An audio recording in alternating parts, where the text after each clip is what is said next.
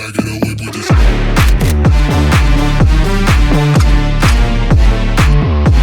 Guys, it is your boy Sensation. Welcome you guys back to my channel. Hopefully all of you guys are having a brilliant weekend. If you could all drop that like button and share this video with a friend, that would be awesome. But in today's video, I'm going to be telling you guys the best settings for controller if you play on PS4 or Xbox.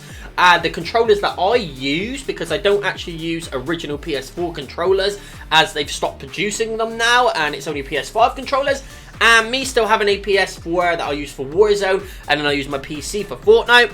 I've got like an aftermarket controller. I'm going to tell you guys all about the aftermarket controllers that I use and the keyboard and mouse I use if I was to ever use a keyboard and mouse setup. Now, the mouse that I've currently got is just a random mouse. It's nothing great, but the keyboard that I use is a Logitech G Pro gaming keyboard. It's a proper gaming keyboard.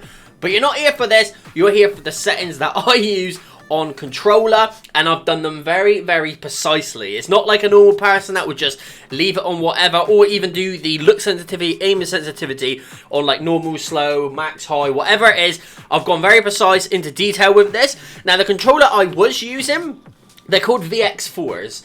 They're like £25 for the wired version and £35 for the wireless version. I've got the wireless version, but I found this seems to have a little bit of issues now and again, where when I was emoting for some reason, when I was trying to ping someone, like where there's like an enemy or something, or mark a location, it emote. So I switched yesterday to a wired one. So it's a VX4 wired controller. This will plug straight into your PlayStation, or you can also get an Xbox version of VX4 as well. I also have this on like Xbox as well that you can use. Now, with this controller, normally I have control freaks on them. The control freaks that I normally use are these Galaxy ones, but yesterday I've been trying to get used to not having Galaxies, because if I ever go to like tournaments or events and have to use other controllers, I don't want to rely on having to bring like control freaks with me and stuff like that if it's like different console. Now, for the settings on this, because this is a like high performance gaming controller, it does have the flared trigger ends on them, so you can just tap, so it has a very low travel on it, so it's almost like a scuff controller. It doesn't have paddles on the back, but for the settings that I've done here, on the look horizontal speed, we have that on 35. The vertical speed on 35. Now, this is where it gets interesting, because the horizontal boost I've actually put at 28.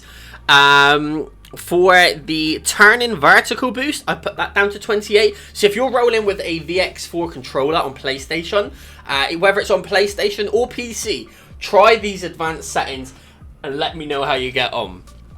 Turn-in boost ramp time, 0.20 seconds. These are all been fully modified by me. ADS look horizontal speed I put down to 8. And the ADS look vertical speed down to 8. The reason I've done this is it tracks a player at a running speed. So when you see a player running in your sight, I have done it. So that 8% means me and Skull have tested this out religiously, like for ages. Like, it took us ages in Battle Labs to work this out. The tracking speed of the player running. Because you don't want to be able to move it just a little bit and it whoops right past the person that you're aiming at trying to shoot.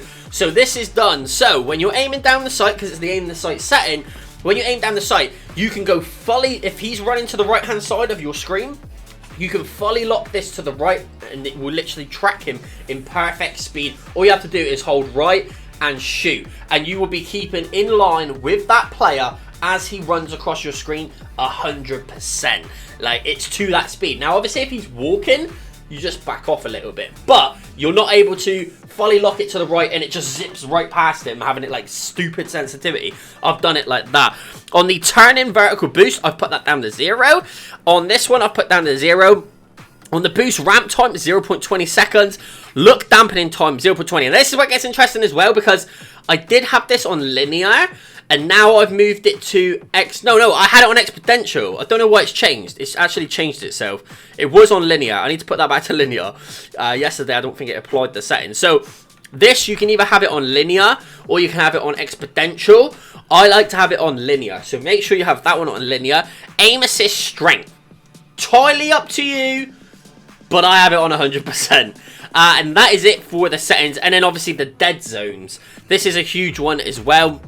There's normally a lot of dead zones, and I actually worked out playing yesterday that there is like quite a crazy dead zone on this one, so I actually need to bring this one down. So I'm going to move this one, if it lets me, or is 5 the lowest? I think 5's the lowest, so I've actually got it on the lowest dead zone as possible. Foot controller, we don't have that, but that is my settings. It's pretty damn custom. 0.200 on hold time. Vibration, I actually have that on because I like the feedback from it.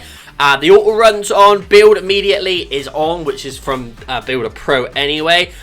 Sensitivity multiplier 1.0 on both of those, and the advanced options you have to have toggled on. So that is the VX4 wired controller, and it works super well, and I highly recommend it. I'll catch you guys on my next video.